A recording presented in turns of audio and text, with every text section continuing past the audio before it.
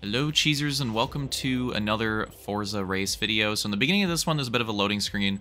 I could have cut it out, but I wanted to leave a little bit of time in for me to intro this a bit. So last week I did do that one video from the BMW playlist that was out, and I really liked that playlist the first day or two, and then really quickly, for whatever reason, the driving standards in that playlist were just like way worse than any of the other ones that I've raced in, so I got tired of it really quickly even though I liked the car. So I stopped playing it, didn't play that one as much, and didn't do as many videos on it as I thought I would. But now, this week, we have this 60s GP series that I really like, and I'm going to try to put out a few videos on the tracks, on certain particular tracks that I've been looking forward to racing with certain types of cars that I finally get to do in this playlist. Now here, we're on Indianapolis, and it's the Indianapolis Oval. So for the Halo guys, we raced this a little over a month ago. This was the one that I worked on, the really big oval that we raced, that we did a Triple Crown on. And yeah, so this is that track in Forza. So you can check it out here, and of course go back to the Halo race and, you know, judge how I did. Obviously what I like to say, Halo-fied my version a little bit, but you know, racing it on Forza, not a great start, by the way. Shout out to whoever that was with that slam, and then more, and then now, you know, I was talking about comparing the track, but you could compare it to a Halo race itself. I mean, this is pretty accurate for how full races tend to go this season. Trolling aside, this was not an ideal start, but that's actually part of the reason why I wanted to upload this. Now, I was considering not qualifying at all, but with those wall slams at the start, I basically didn't qualify because I basically went all the way back to last. So it makes this race very interesting because I was starting in second, had a really good starting position, and I tried to give the people to my inside plenty of room, and I think I gave them plenty of room, probably even too much, and I just got completely used up. So now I'm all the way to the back, made up a couple spots there, and I've got the whole race ahead of me. It's a 17-lap race to try to make it up and get as far as I can, and hopefully get up to the win if I can. So yeah, I wanted to upload this one. Well, I wanted to upload a race on this track anyways, and again, there just hasn't been a race in any of the playlists that I play on this game, on this track. There just hasn't been one. So when I saw that they were doing this series, not only did I really look forward to the car, but I really look forward to the tracks that they're including. So there's races on this track, the big Indy Oval, and the small fantasy oval that they have in the game, Eagle Rock. There's races on that. So there's actually 2 oval races in this playlist, and I was a little disappointed to see that Homestead is in the playlist as well. But unfortunately, it's the road course version. I was like, oh man, you could have put Forza, you could have put 3, you know, the 3 oval tracks in one playlist. And honestly, with these cars, it works pretty well. Like, I was like, ah man, you're so close to greatness. You're so close to greatness. But yeah, unfortunately, Homestead, they didn't. But we got 2 of the 3 ovals in this playlist, and I'll definitely be uploading for sure at least a video on this one and the other one. And then I kind of want to upload the first race that I did in this series because it was pretty cracked as well, so I might do that. And then there's a few other tracks that I might do as well. I'm not sure, but I know that I 100% want to do the ovals, because I don't think that I did do a video with the Homestead Oval in that early LMP playlist like weeks ago, but I don't think I've done one. Well, I definitely haven't done one on this track, and I'm pretty sure I haven't done one on Eagle Rock. I think I did do a video on Eagle Rock where it was the one that has like the chicane on the inside. I don't think I did one with the actual oval. So yeah, I've just been really looking forward to that. And here, I'm going to get out into the wall a little bit because I had to dodge that guy. Unfortunately, on my run to try to get to the front here, I was doing a pretty good job and making some pretty good gains, but there's a lot of situations where people would make mistakes right in front of me, and I'm on the racing line, and I have to make like a super evasive maneuver. And these cars are really hard to drive as is, but when you have to go off your line to avoid somebody that like messed up and that's like super off the pace, it's really hard to not put it in the wall, because just running the normal line on this track, it's hard enough to not get into the wall, especially on corner exit. If you're really pushing the limit, it's really hard to not get in the wall. So in the mid corner, when you have to get off your line, it's brutal. And there's a lot of situations like right here, they get into each other, and I'm like, well shit, I can't run that, and then I just get into the wall. And there's, you know, situation like literally just a lap ago like that. There was that one right there. There's probably more to come. So that was something that I had to try to avoid. It's just hard to avoid, but that was something that I had to try to figure out, try to make my gains. But if you take a look I fell all the way back to what, like 16th, I want to say, on the first lap. We're already up to 7th, and I've got basically the rest of the field in my view for the most part. Now, the leader does have a decent gap. The leader's about 5 seconds up right now, but if the leader is dealing with people behind, which I think they are, and they battle, that should help me out. As long as they keep battling, they shouldn't get away too far, and I'd say I still have a chance to make a pass right there, going to 6th, and yeah, so I've made up 10 or so positions from, again, I think it was 16th, wherever I dropped back. We're, 5 out of 17 in the lap count now, made up plenty of spots, and I'm still in it. Even though that first lap was brutal, and even though a lot of these wall slams and trying to avoid people, even though a lot of this stuff was like not ideal, I'm still in a really good position, and I just need to try to stay focused here, and not make, now that people are starting to get singled out a little bit more, don't make any too many like big mistakes, and I should be able to make some gains. And this is going to be a fast lap here as well. Look at this, see when this time goes on the board. Not quite making it into the 58 range, and you see the Ferrari there. Gets a big run with the draft, and this is a really good track. The races that I've uploaded haven't showcased the draft effect in this game too much, but this track is, largely a drafting track, and you'll see it. Just like look at my mirror, or look in front of me when I get like pretty close to somebody, and pay attention to the speed. The drafting effect on this track, as you'd imagine, is very, very strong, and a lot of the racing here is the draft. But the interesting thing about it is that if we raced a car that like turned really well around, if they add Daytona to the game, there wouldn't be like, that would be like entirely draft pretty much. There wouldn't be that much to do in the corners. But what I like about Indy here and these cars is that it's not all draft, because the corners you actually have to do some lifting and sometimes some braking. I think I eventually get to a point where I don't think I brake at all. I think in some situations I was braking, but when I got into my rhythm and when I got like the perfect corner entry, I think I was just lifting. But you still have to lift, so there are some gains that you can make in the corner. So even though the draft can like keep people with each other and can keep battles going on for a while, because of the fact that there's actually like a corner skill gap as well, and it's really easy to make mistakes in the corner and like fly into the wall in the exit. I really like that, because you have like a good balance. It's not all about the draft. Like, even though the draft is important on this track, that's not all there is to the racing on here. It's a really good balance, and it's honestly really fun. I'm really glad that that cone didn't destroy my race right there. But it's really fun. And this race isn't the best example for how these cars drive, but if I do upload the Mid-Ohio race, you'll definitely be able to tell there. These cars, I love these cars. Part of the reason, well, a big part of the reason, as you'd imagine, since the playlists are all like based around the car, whatever car, whatever series of cars it is. Big reason why I love it is because of these cars. These cars are brutal. And I've seen a lot of people on like Discord, Reddit, whatever, like Forza forum-ish type places, complaining about these cars, complaining about this playlist, because of, how hard they are to drive. And I don't really get that, because that's how they should be. Like, these cars are from the 60s. I think people maybe see like just see like Grand Prix, and they're like, oh, F1, these are gonna, these cars are gonna turn on a dime. They're gonna absolutely rip, be super fast around corners. There's gonna be like no understeer. No, these are old frickin' 60s GP cars. They drive like shit. And they should drive like shit. And that's a big part of what makes this this racing in this playlist fun.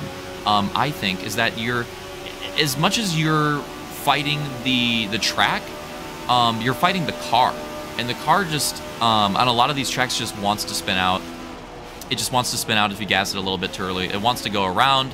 It wants to do things that you don't want it to do, and you have to figure that out. You have to try to figure out like how the car reacts to certain things, and yeah, you could probably do a lot with setup if you're into that. And I really like that type of stuff, and I love the way that these drive, because they're not easy. They're really difficult. It feels like you're on the edge the entire time of the race, and in basically every corner. Like, there's not too many corners where it's like, oh, this is a chill corner. In a lot of corners that are chill corners in other cars, in this car, I'm like, oh, I gotta be careful here. I gotta be like halfway on the throttle. Like, I will freaking slap the wall if I get a little bit loose. So I really like that about these cars, and that's a big reason why I've been enjoying this playlist. So here we go. This is the pit stop lap, and I actually passed that guy in front of us. I'm not sure what happened to him, if he smoked his tires like way worse, I don't know. And then one person in front of us was super slow in the pits. I'm gonna assume that they messed up their entry to the pits. Maybe they decided, I don't know how, maybe they decided like a little bit late that they were gonna pit, and so they like hit the pit wall. I'm not sure what happened there, but this is a pretty big moment in the race, the pits here, because obviously like on this track, drafting track, you know, you're carrying all this speed, you go into the pits, it really like slows things down. It offers some opportunity to gain some time. We come out of the pits, and you guys won't know this yet, but we actually come out of the pits behind the leader, essentially. He's not the leader now, because some people stayed out. Oh, look at this pit exit, by the way. Now, I make up a little bit of time here on not just him, but on the people behind me. That pit exit is a little bit trolly. The pit exit should be right there. Should be to the left. The pit exit should take you through the inside of turn 4 and exit you onto the backstretch, but it doesn't. It exits you into turn 2 and like aimed towards the wall. And especially with these cars, that's really dumb.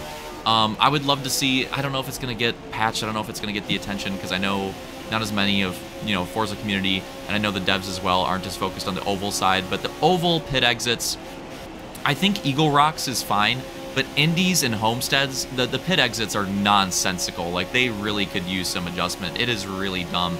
And if it weren't for the ghost car, oh man, the pit exits are so bad, and they would cause so many issues. So I would really like to see those adjusted on these two tracks. Again, I think Eagle Rocks is fine. But you see, a few of those guys stayed out. They went in the pits, and they're behind us now. So that lap 9 that we pit, I did a race on this track before. I knew that that was like the ideal lap to pit. So I made up a lot of time on most of those guys. I did not make up time in the leader, but I did make up some time on the leader at other times. I'm not sure. I'm not sure where the time was made up. Maybe the leader was really struggling on the last lap with the tires. I don't know. Either way, we are legitimately in second place right now. Pit stops are done. And look at this. I'm actually technically in the lead. Take a look at the gap. The leader, not sure how they got it. They must have got it in that battle with whoever they were fighting with. I'm the only one in the top 4 without a penalty. I'm the only one in the top 4 without a penalty. And the leader has a 2.75 second penalty. And I am 1.5 seconds behind. So right now, I'm actually in the lead. So this puts me in an interesting spot because I can't let the leader get away. I need to run fast laps here. It's not like it's a guaranteed win. I need to actually try to, you know, still make up time here. But when I get to them, I gotta be careful because, you know, if I make a mistake trying to pass them, that could put them back in a position to win, and that could, like, ruin my chance. Like, essentially what I should do, if I can catch up to the back of them, is I should just sit behind them. That's what I should do, but we'll see how it goes. But anyways, these few laps, I'm just gonna, you know, we finally get some clean air behind and ahead of us. Like, there's a lot of battle action this entire race. Finally get some clean look, again, ahead and behind. Finally, like, kind of on my own and can kind of just, like, get in a groove and just, like, put down some good times and try to track the leader down. And they were gaining a little bit on me earlier, but now you can see I'm putting down a new best lap. And it was about 1.7 the gap. Now it's 1.3. So I'm not sure exactly how it happened. You know, combo. Oh, I even get under a 58, which is really good, especially with no draft. That's a really fast lap. So I'm really getting into a groove right now, and I'm trying to take advantage of this situation. I'm trying to not let them get away, because again, I'm in a comfortable spot where I can just get the win with the penalty, but I don't want to, you know, I don't want to just rest on that. I don't want to get lazy and just be like, oh yeah, I've got this penalty, because all it could take is like one lazy turn, one lazy exit where I get into the wall, and I've been good about not doing it on my corner exits this race, but trust me, and you could probably go earlier in the race and see other people do it. It's a very easy mistake to make on this track, especially if you're trying to run as fast as possible. It's very easy to, on corner exit, just wash up and slap that outside wall. It's very easy to do. But, you know, fortunately I was doing a pretty good job of it so far this race, and I think they might have made another mistake or something.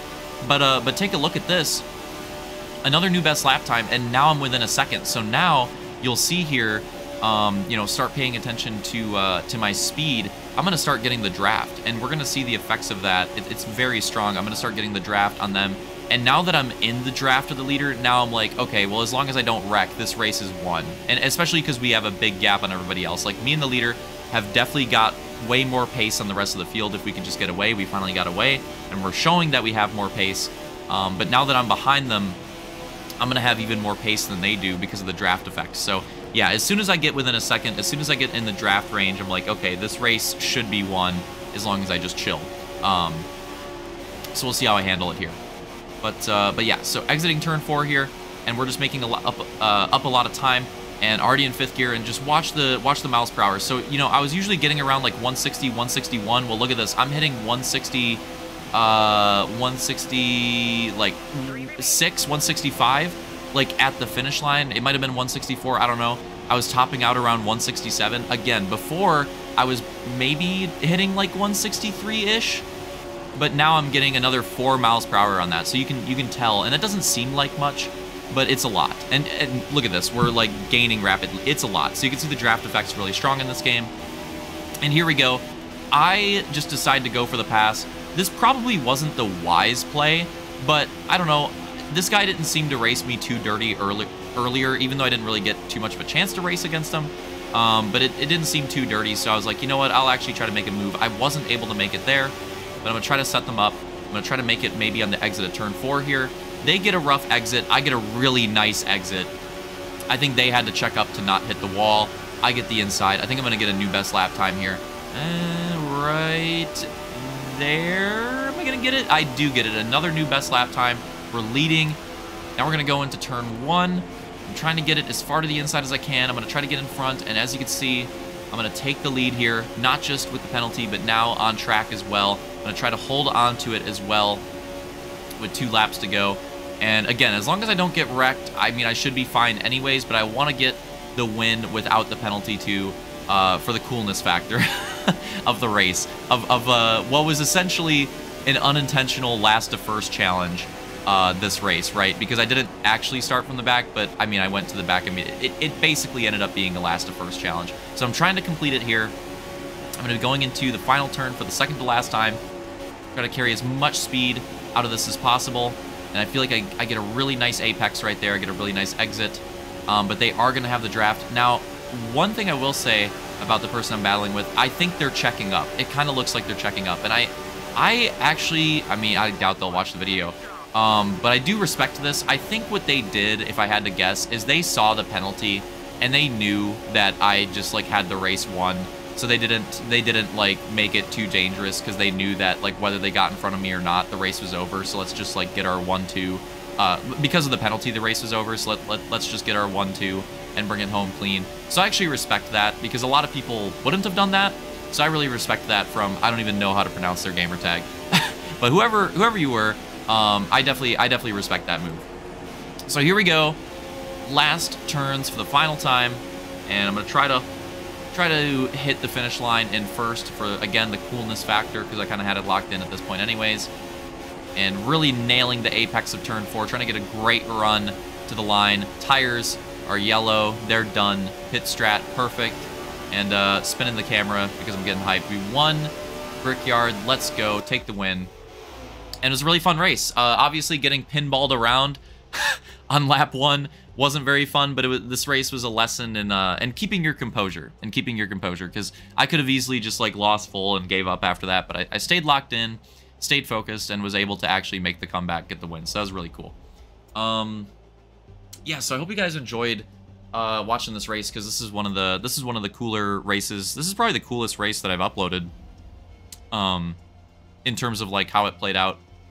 And I think it showcases how fun the races can be, not just in this car in general, but like specifically on this track. Like a good car combination on this track can be a lot of fun.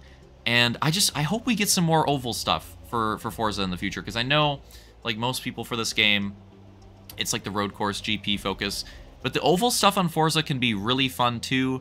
And the oval console like game market is just not great at the moment. It's just not been great for a while. So to have a game like this where it's got a decent player base, and like a lot of those players, even though they are road course people, they'll race these oval races when they come up. It's really fun. It's really fun because we have not been eating well when it comes to like oval racing console games in a while. So again, I hope we get some more content geared towards that in Forza, because their package for it is pretty decent. It's not the best oval racing, that's iRacing, But for a console experience, it's really good, and it can be a lot of fun, and it is really fun for me to get to do some of that racing here. And yeah, I really enjoyed it. And I'll be doing some more videos for this series as well. So yeah, hope you guys enjoyed it, and I'll see you. I'll probably do Mid-Ohio next. So I'll see you at Mid-Ohio for the first race that I did in this series, actually.